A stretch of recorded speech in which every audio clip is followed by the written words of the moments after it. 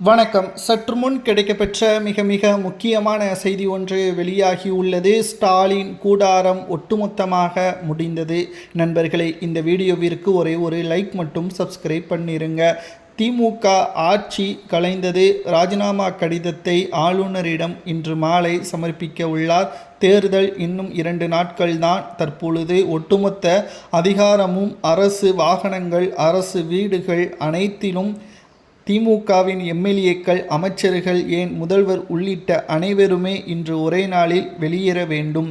இன்று மாலை 6 மணிக்குள் அனைவரும் வெளியேற வேண்டும். அரசுக்கு சொந்தமான எந்த ஒரு பொருட்களையும் பயன்படுத்தக்கூடாது. திமுகவின் ஒட்டுமொத்தமான ஆட்சி அதிகாரங்கள் இன்று மாலை 6 மணியோடு முடிந்துவிட்டது. இனியும் யாரும் முதல்வர் என்று ஸ்டாலினை அழைக்கக்கூடாது. ஏனென்றால் இன்று மாலை 6 மணியோடு தேர்தல் பிரச்சாரங்கள் அனைத்துமே முடிந்துவிடும். தமிழக அரசியலில் தற்பொழுது ஏப்ரல் 23ஆம் தேதி ஒட்டுமொத்த அரசியல் மாற்றங்கள் நிகழக்கூடிய ஏற்பாடுகளை தமிழக மக்கள் புரிந்து கொண்டார்கள். 5 ஆண்டுகள் திமுக ஆட்சியை அமைத்து மக்களை ஓசி என்று குறைகூடிய திமுகவின் அமைச்சர்களுக்கு மீண்டும் வாய்ப்பளிக்க நாங்கள் முட்டாள்கள் கிடையாது. இனியும் திமுகவின் ஆட்சி வேண்டாம் என்று மக்கள் உறுதியாகவும் தன்னம்பிக்கையுடனும் இருக்கிறார்கள்.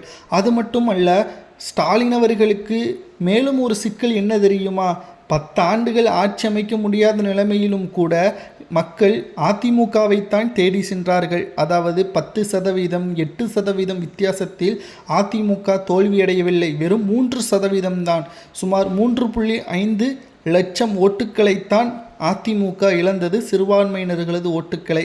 ஆனால் இப்பொழுது தமிழ்நாட்டில் விஜய் அவர்களது அரசியலின் வருகையின் காரணமாக ஒட்டுமொத்த திமுகவும் தற்பொழுது ஆட்சியை இழக்கக்கூடிய நிலைமையே தள்ளியுள்ளது. அதிமுகவுடன் தேர்தலுக்கு பிறகும் கூட விஜய் அவர்கள் கூட்டணி வைப்பார். இதனால் ஒட்டுமொத்த திமுகவின் கூடாரமும் சரியும், ஆட்சியை இழக்கும். ராஜினாமா கடிதம் கொடுத்தது. இனி அவர்களது ஒட்டுமொத்த வாழ்நாளில் முதல்வர் பதவியோ அமைச்சர் பதவியோ கிடைக்க முடியாத வகையில் விஜய் அவர்கள் செய்ய போகிறார் என்ற கருத்து கணிப்புகள் 15 நிறுவனங்கள் நேற்று நடத்திய கருத்து கணிப்புகளில் என்ன கூறுகிறார்கள் தெரியுமா? விஜய் அவர்கள் யாரை கை காட்டுகிறார்களோ அவர்கள்தான் முதல்வர், அவருக்கே அந்த அதிகாரங்கள் இந்த தேர்தலில் அமைய போகிறது என்றும், பல மாற்றங்கள் இதுவரை அல்லாத அரசியல் களமாக இந்த தேர்தல் அமைய போகிறது என்றும், இதனால் திமுகவின் கூடாரம் நிச்சயமாக கலையும், ஆட்சியை இழக்கக்கூடிய நிலைமை உருவாகும் என்ற தகவல் வெளியாவது சரியா என்பதை கமெண்ட் வாயிலாக கூறுங்கள்.